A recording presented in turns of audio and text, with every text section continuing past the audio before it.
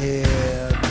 So I was looking in on some of the things online that you see, and the one that's popped up since the last time me and you really got to talk was this whole deal with Ace Frehley.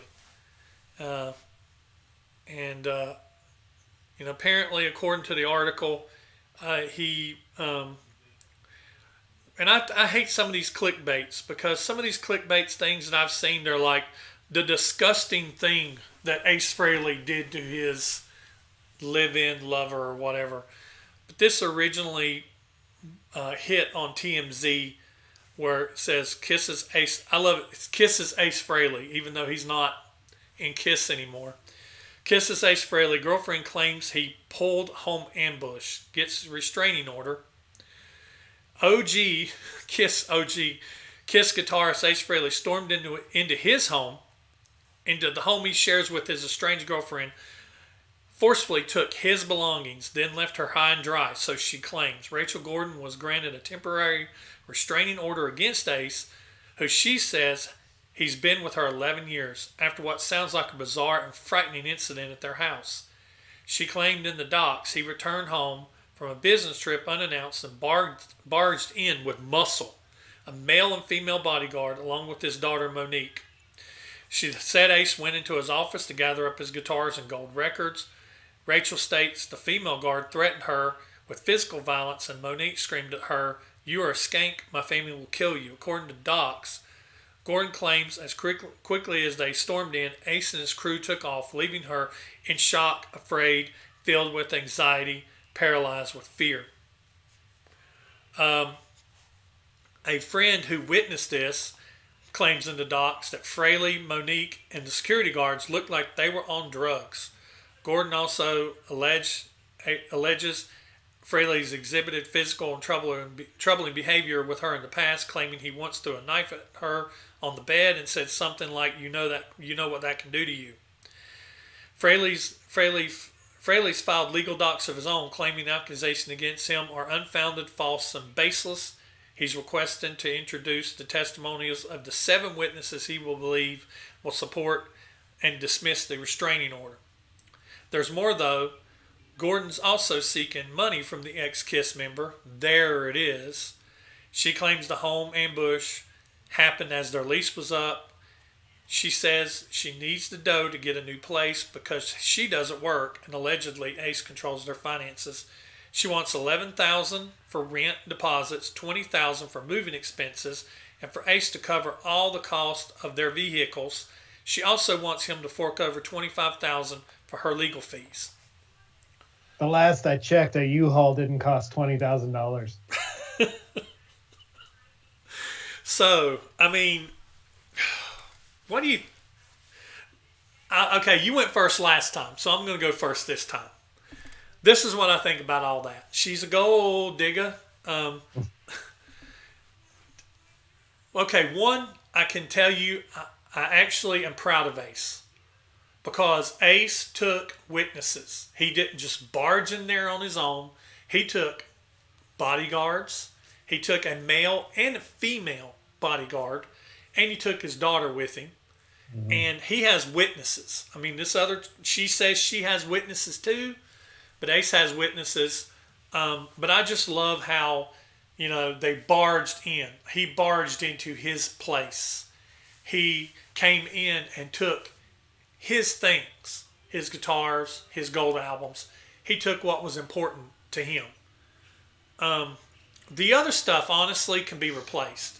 His clothes and whatever else he has, but his guitars that's probably been with him for years, or his gold albums and stuff that's been with him. Hopefully he took that solo album painting. Yeah, I mean, he has the original. Yeah, he has the original solo album painting. Mm-hmm. I see. Yeah. I've always wondered where the originals were. Yeah. So, to me, I think they said he came back from a business trip, and to me, I think this was a guy who he saw that his lease was up.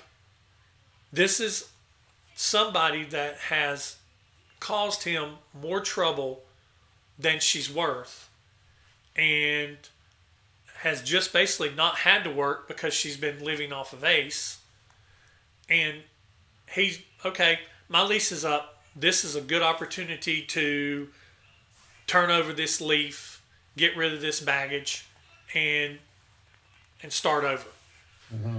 And he may have done it. And sometimes that's the way you have to do things. He may not have done it in the most grown up, but sometimes there's certain people you can't deal with them grown up. You can't rationalize with unrational people. You Mm-hmm. can't do it. Some people you have to barge in and grab your stuff and with your bodyguards and it's always there's two sides to the coin, and there's two sides to every story. Um, so, but honestly, I think I probably believe, and it's not because I'm a fanboy. Honestly, think I'd probably believe what more about what Ace had to say rather than the person that was being dumped on. Um, but what do you think about it when you read it? That's just whenever, as I was reading it, I was like, whenever I saw he had bodyguards with him, I was like, good for you, Ace. You brought witnesses. I think Ace is one of those people that can be easily led astray by anyone. And wasn't she the one that half a year ago came out with the whole story about Gene and Paul had a hit out on him? Didn't Gene and she Paul had really? a hit out on him in Yeah. Bahamas. She also And, said that Gene groped her during yeah. during. I think, yeah, she's more trouble than she's worth. I mean, I don't know her as a person, but that's what it sounds like to me. So I say kudos to Ace for, getting out of this situation. Yeah, and I mean I know Ace sometimes can be a hothead because a lot of stuff I've seen online, people are talking about how on the cruise Ace got mad at or I don't know if it was on the cruise. I think it was the pre-cruise where Ace got mad at the sound guy and was telling the sound guy turn the sound up and then threw a water bottle at him. And then they said there's a video where Ace, when he came off the stage, he kicked at the guy. Um, I mean, if you're going to say that makes somebody a evil person, then you got to fault Gene for that too, because I've heard Gene myself in videos yell at many a sound man Oh, on his vault tours that he was doing. He uh, yelled at sound men all the time. we saw him April 2 years ago on his little solo tour, and he literally stopped the show and completely berated the sound guy. Asked him, like, has he ever done sound before? Like, what's wrong with you? Can't you see I'm pointing up? And it got so iffy there for a minute. I thought, man, this sound guy's gonna come out fighting, but he didn't. He just finished the gig. Yeah, But and I can understand that. It'd be frustrating if you were Ace or Gene. You know, you're there to play. You shouldn't have to worry about not hearing yourself or. yeah. I've played in bands before, and when you're on stage trying to play for the people that's there to see you, it is very frustrating if you cannot hear yourself or anybody else. You're Mm-hmm. lost. You're lost. For some of the people to pop out and say, "Well, yeah, he's a horrible person because he threw a water bottle at a sound guy." Well, he threw a water bottle at a guy that's getting paid to that wasn't doing his job. So, Mm-hmm. and it just makes Ace look bad. It makes whoever look bad. So, I don't know, man. When I read that, I was just like, I've been thinking ever since all that other stuff came out, even though I was trying to be on Ace's side with the whole, oh, well, Gene and Paul had a hit out on him, or, oh, Gene groped me, and whatever. Mm-hmm. I was still looking at the source of all that. And I was like, this sounds like a crazy person. This sounds like Mm-hmm. a person that's a little uh, off of their meds, a little bit. She's gonna end up dating Bob Kulick.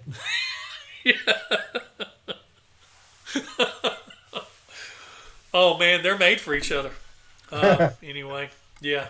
Well, I just wanted to talk to you about that. I thought that was interesting. Yeah, and actually, the Ace thing kind of makes me happy for this last show because maybe he's trying to rid his life of her because they've got some cool stuff planned. I don't know. Maybe, like I said, I think they've got some stuff up their sleeve, and I did notice on Kiss's website last night. So when you log in, the first thing that pops up is the countdown for the final show. It even says like 19 months. And then at the top, it says Kiss World now, which it never did that before. So I'm thinking they're planning like this huge, like the world of Kiss, everyone involved and blah, blah, blah. the thing that they're doing on all their social media, where Paul has been pulling up and showing snapshots of his boots from the Mm-hmm. warehouse, and Gene just the other day on Instagram or on Twitter showed a portion of his office and talking about how Mm-hmm. it's 2 stories and 3,800 square foot and just a little of it and stuff like that. I'm sitting here going, either what you said makes sense is they turn it into a week long thing, and leading up to it, it is a big, huge Kiss convention, Mm-hmm. and it is an official Kiss convention, and they basically, okay, this is it. We're gonna doorbuster this thing, and there's gonna be stuff there that has not seen the light of day for years. Mm-hmm.